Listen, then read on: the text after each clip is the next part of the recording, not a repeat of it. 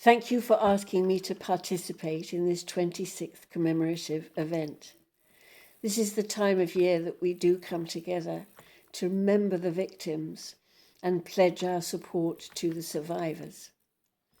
It is also a time when we remember the abandonment of Rwanda and what happened during those terrible 3 months in 1994.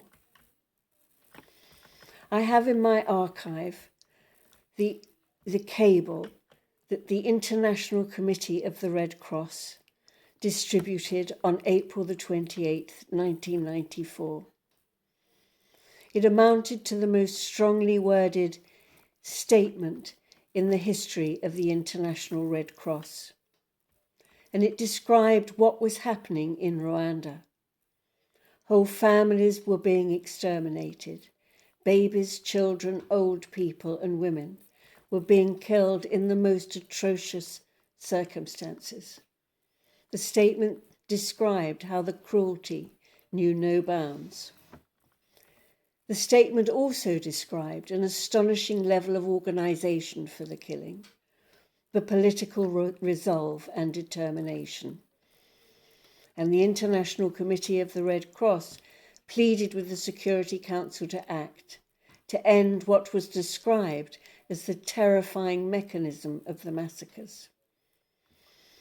Instead, the genocide of the Tutsi became the greatest failure of the UN Security Council, as governments ignored their treaty obligations to prevent the crime, knowing all the while it was being committed on a scale that justified and compelled intervention.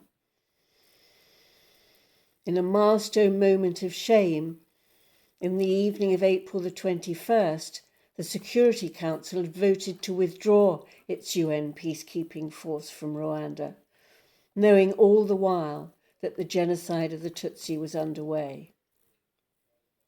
And as those terrible days unfolded, the more evidence of genocide emerged, it became evident the more reluctant politicians and their officials were to acknowledge genocide was happening. In those 3 terrible months, the Council undermined every one of the UN's founding principles enshrined in the UN Charter.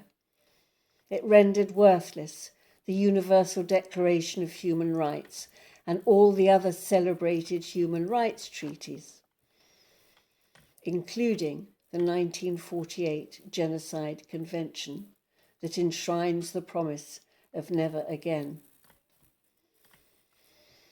History teaches that those people who commit the crime of genocide do not confess, and instead they weave a web of deceit to try to prove the events are misinterpreted and try to find support for their cause.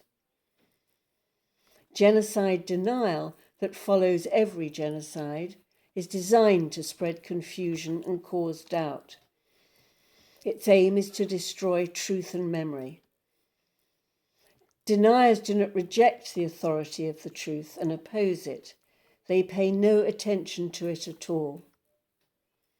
We must always remember that the denial of the 1994 genocide of the Tutsi does terrible harm to the survivors.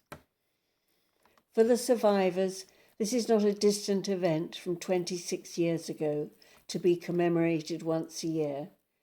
This is a reality with which they live every single day.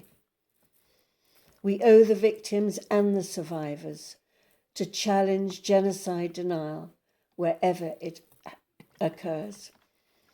Thank you so much, Murakoze Chani. Thank you for asking me to contribute.